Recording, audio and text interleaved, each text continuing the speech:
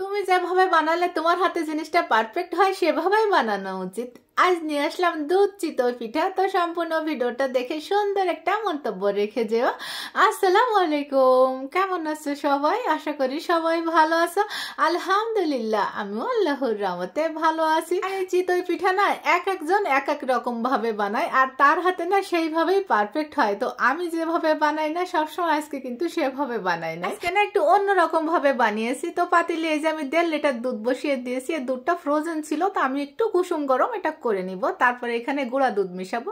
তো আমি এখানে 2 টেবিল চামচের মতো এই যে গুঁড়া দুধ দিয়েছি। দিয়ে তারপরে আমি এখানে দিব এলাচ আর হচ্ছে 1 টুকরো দালচিনি। এটা অনেকেই পছন্দ করে, অনেকেই করে না। আমাদের ঘরে কিন্তু পছন্দ করে না। তো যাই হোক, আমি একটু দিয়েছি। দিয়ে নেড়ে চেড়ে মিশিয়ে এখানে দিয়ে দেবো খেজুরের গুড়। তো মিষ্টিটা যে যেমন খাও সেই বুঝে দিও। আমরা কিন্তু অনেক কম খাই মিষ্টি, আমরা যেমন খাই সেই বুঝে মিষ্টিটা এখানে দিয়েছি। আর এখন চুলার আঁচটা না মিডিয়ামে রেখে আমি এটাকে জাল করে নিব। দুধটাও ঘন হয়ে আসবে আর গুড়টা না গলে যাবে। আর এখানে হচ্ছে আতপ চাল, 2 কাপ আতপ চাল হচ্ছে আমি সারা রাত না ভিজিয়ে রেখেছিলাম। এখন সুন্দর করে ধুয়ে তারপরে যে ব্লেন্ডারের জারে আমি নিয়ে নিচ্ছি। তো সবটুকু চাল আমি নিব। আর এখানে একটু পানি দিব। পানি না দিলে তো এটা তো ব্লেন্ড করা যাবে না। তো একটু অনুমান করে আমি পানিটা দিয়েছি। পানিটা কিন্তু খুব বেশি দিবে না, দিলে কিন্তু পাতলা হয়ে যাবে। তো এই যে আমি ব্লেন্ড করে নিয়েছি। আর এখন দেখো এর ঘনত্বটা।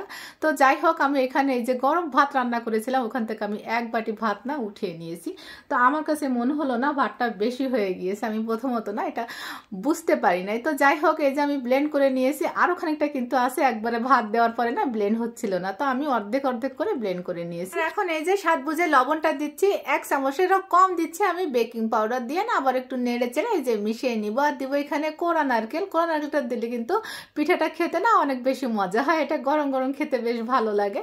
তো যখন আমি চিতই পিঠা বানাই না একটু নারকেল কোড়া দেই। তো দিয়ে একটু নেড়ে চেড়ে মিশিয়ে নিয়েছি। আর দুধটা দেখো এখন বেশ ঘন হয়ে আসছে আর গুড়টাও না গলে গিয়েছে। তো আমি চুলার আঁচটা কিন্তু মিডিয়ামে রেখেছি। আর এর পাশের চুলায় না আমি পিঠাগুলো বানিয়ে নিব। তো চুলার উপরে যে স্ট্যান্ডটা দেখতেছো না ওটা কিন্তু আমি ভুট করে নিয়েছি। চিতই পিঠা বানানোর ব্যাপারে কিন্তু জালটাই হচ্ছে মেন। স্ট্যান্ডটা আমি ভুট করে দেওয়ার কারণ হচ্ছে জালটা না একদম ছাঁচের নিচে পড়বে, মানে একদম তলায় পড়বে, তাপটা সরাসরি লাগবে, যার জন্য এভাবে ভুট করে দেওয়া। গাছটা যখন পুরোপুরি গরম হয়ে গিয়েছে তখন আমি এখানে তেল দিয়ে টিস্যু দিয়ে সুন্দর করে কিন্তু মুছে নিয়েছি। আর এই যে বেটার দিয়ে দিলাম।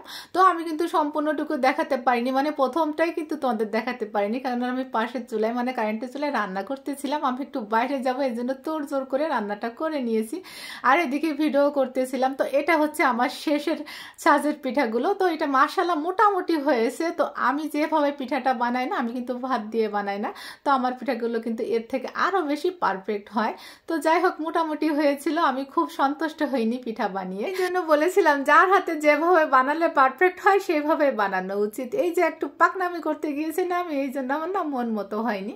তো পিঠাগুলো না মাশাআল্লাহ খুব সুন্দর ভিজছিল।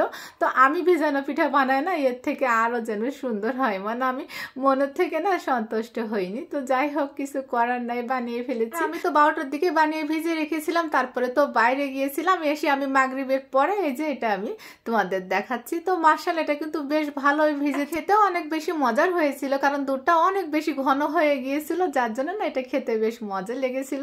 তা আমরা সবাই খেয়েছিলাম। তো আমি না মনের দিক থেকে কেমন যেন সন্তুষ্ট হই নাই। তো যাই হোক, কিছু করার নাই।